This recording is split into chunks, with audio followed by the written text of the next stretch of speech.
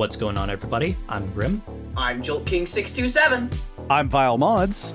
And I'm KT of Family Foam Sport. We are your hosts. Welcome to PNNN. For now, we are excited to announce that starting with our 20th episode, we will be rebranding as the Foam News Collective. Same great coverage, shiny new name, free of corporate branding. Be sure to subscribe to the channel to follow us into this new era and like this video as well. Additionally, you won't want to miss tomorrow's PNNN podcast, where we'll have special guests from the World Foam Alliance. Andrew, aka Dart Sweep, and Nate, the software developer behind the upcoming World Foam Alliance Community Hub website. We'll be chatting with them about the Alliance itself, the bevy of new video content they've been creating, and the future of their website, as well as discussing all the news. Speaking of which, let's get into it. Rockin', and rollin'. Down with my unicorn I'm strollin'. But the seagulls poke dots at my head. Not fun, I said seagulls. Stop it now. That's right, Worker has released yet another primary class Springer. The Seagull is a CQB purpose-built blaster with internals similar to those of the Harrier, but more compact for a more maneuverable experience. This isn't just a smaller Harrier though, it comes with a different stock, grip, curved talon mag, some new sights, and comes in some refreshing new colors including shades of green, purple, pink, tan, and white, the last of which is not yet available. The Seagull includes a 1.4 by 280mm spring and a 310mm barrel. According to Blaster Tech, a weaker 1.4 by 250mm spring, a stronger 1.6 by 170mm spring, a shorter 210mm barrel, and a longer 368mm barrel will be available, allowing you to tune the blaster FPS numbers ranging from 150 to 210 FPS according to their measurements. Some have speculated that the timing of this release is intended as a response to the XYL KM9 Unicorn we covered back in episode 9. If you want one for yourself, well, that's nothing a low pre-order can't help. The Seagull retails for 125 United States dollars, and Out of Darts, Containment Crew, Blaster Tech, UK Nerf War, and Blaster Time are all currently taking pre-orders for October delivery. Stroll on down to the description for all those links.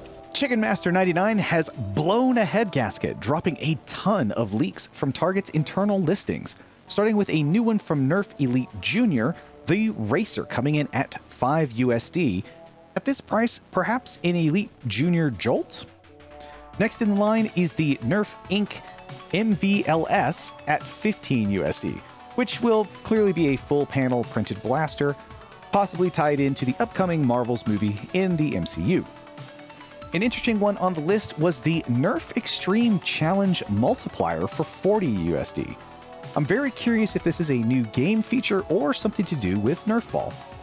There's also an $11 Super Soaker called the Flip Fill, and a number of new Gelfire listings, all of which sound like ammo refill packs or hoppers between 10 and 20 USD. And finally, Rival isn't dead, with the new $35 Rival Challenger MXXIV 1200 that we know is a flywheeler due to the M in the model number, and Rival Mirage XXIV 800 at 20 USD. Hopefully this block holds together. Someone call a mechanic because it's leaking everywhere in here. First up, we have a trilogy of Nerf Zombie Infection blasters numbered 1, 2, and 3. While I'd love to believe they are rebooting the Zombie Strike franchise, these could just be Roblox tie-ins or something else entirely. They come in at 15, 20, and 25 United States dollars respectively. Continuing the theme of trilogies, we have a trio of animal-named blasters, the Nerf Snake Strike, Sharkfire, and Lion Fury. These come in at $10, $15, and $20 respectively. Could this be a new animal-themed series, or is it another tie-in line? Post your guesses in the comments. Next up is the Nerf Minecraft Firebrand. Originating from Minecraft Dungeons, Firebrand is a unique axe that can be found in-game and is commonly used by red or zombified piglins. Retailing for 20 United States dollars, I'm hoping this is a dart-firing toy similar to the Heartstealer sword, since Hasbro's recent history with melee toys has been less than stellar. But last but certainly not least, we have the Fortnite DB1 coming in at 20 United States dollars. This is most likely Fortnite's double-barrel shotgun, a break-action two-shot weapon. There is also the 2 Dragon's Breath themed items in Fortnite, but they are a bit more feature-rich for a blaster only retailing for $20. Either way, I'm excited to see this one. To keep up to date on leaks as they develop, be sure to check out the Discord linked below. And now for an update on the attempt to trademark the hobby term blaster tag, scheduled to go through on September 15th, 2023. Since last episode, we received a reply from Primetime Corporate that confirmed the relationship between Easebon and Primetime Toys. They are, in fact, effectively the same company. Primetime expressed intent to use the term blaster tag for their own products and marketing and suggested that, quote, it has no plans to limit the community's right to simultaneously use the term in fair ways. Unfortunately, this email did not define what Primetime considers a fair use, nor did it answer additional questions, most notably what makes their current trademark application different from the one Jangular filed in 2018, which was denied for being merely descriptive. Notably, they specifically did not state any intent to use their trademark to protect the term for general hobby use, as some have suggested. As of press time, Primetime has not responded to follow-up questions. Some in the Foam Blaster community believe the terms of this trademark application extend beyond what is reasonably needed to protect Primetime from other larger companies and ignores precedent. Such a trademark could hurt content creators, blaster tag organizations, and others, possibly through automated enforcement. There are rumors of money being raised to pay the $600 opposition filing fee and possible legal funds beyond that. The process would need to start by September 15th, which is a week from the publication date of this video. If you haven't already seen it, we recommend watching Jangular's recent video on this topic. You can hear more of our opinions about it in episode 17 of our podcast, and be sure to check back here as we will keep you up to date on this developing story. Down once more to the upside down, we have more information on Adventure Force's Stranger Things blasters with some surprising twists. On the Dart Zone podcast, we learned a few new details about the two blasters we've already seen. According to Brennan, the Babysitter's bat foam nails are securely molded into the shell, and Brian showed us that the Demogorgon blaster has a rotating cylinder and a moving mouth. The most interesting news, though, is that we have confirmation that the $10 Lucas SS is indeed the slingshot blaster to tie in with the character's signature weapon. This indicates that the license is held by Adventure Force brand rather than Dart Zone. The blaster is a refreshing rework of Busby's existing slingshot blaster, adding details such as a sling brace as seen in the show. The blaster includes 6 darts, comes in a vibrant turquoise colorway, and can be purchased right now at the Walmart web store. Links in the description. Nerf Action Xperience is finally coming to America. First started in Singapore a few years ago and later expanded with locations in the UK that we reported on back in episode 12, Nerf Action Xperience is a series of 20,000 plus square foot facilities that include blaster battle zones, sports challenges, obstacle course, food and beverage areas, and retail stores. They're even advertised for team building, corporate events, and parties. Hasbro has teamed up with Kingsman Experience Inc. to open their first US Experience location at the Westfield Garden State Plaza Mall in New Jersey later this year, and recently announced their second location in Pigeon Forge, Tennessee, which is expected to open in fall of 2024. These are just the first in a strategic rollout across North America. According to Experience, these locations will be accessible to 2/3 of the US population within a day's drive. It's been quite warm outside, but you know what isn't?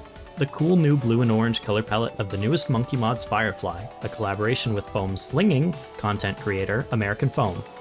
Aside from the new translucent blue plastic, the blaster is functionally identical to previous releases and includes a pack of shells, as well as both a 5 kg and 12 kg spring. This new limited Firefly retails for $89.90 United States dollars, and when they're gone, they're gone. If you fancy the color scheme, or just want to get something themed after a favorite hobby creator of yours, you can procure one from Monkee Mods only. Link in the description.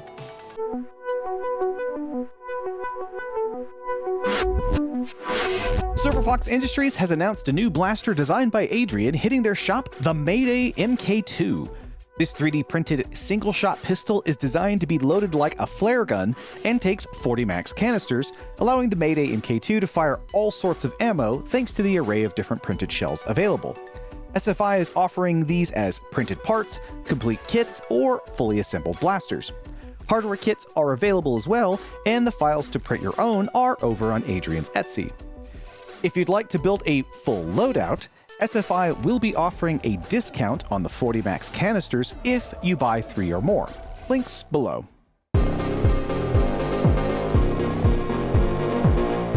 Out of Darts will be hosting an open house on September 30th at their headquarters in Vancouver, Washington. If you can make it to the Pacific Northwest and you'd like to get a tour of their warehouse, try out some blasters on their firing range, or even take advantage of their massive discounted garage sale, then be sure to RSVP at the Google Doc link below.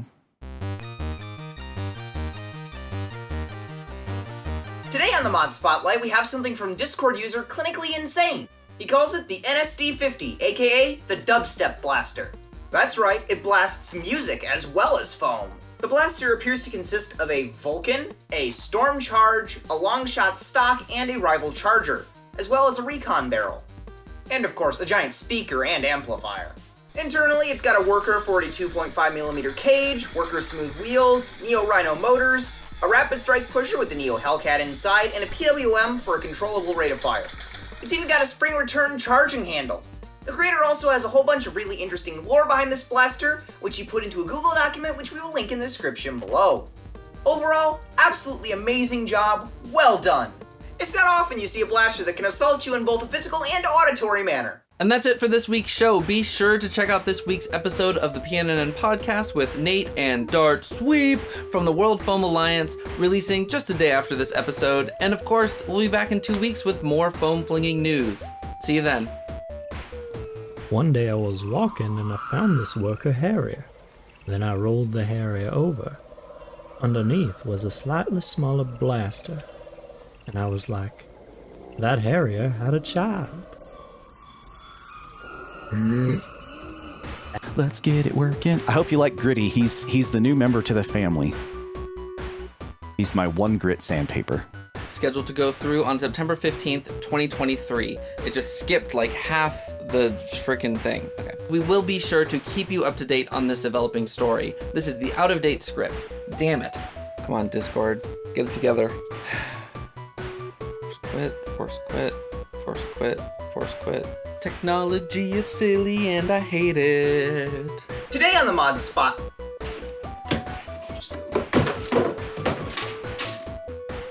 See, KT, I corrected it. The Foam News Collective. Oh, dude. I could probably do that a little bit better. Let's wipe that. I'm going to try to do like that. The Foam News Collective. Some great coverage. No. Same great coverage, shiny new name, free of course. Oh, dang it. Let's put this stuff back up. Story I was hoping I would never have to cover again, but here we are. This is The new clues.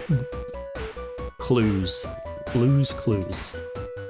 Blues clues. These locations will be accessible to turd thirds. Son of a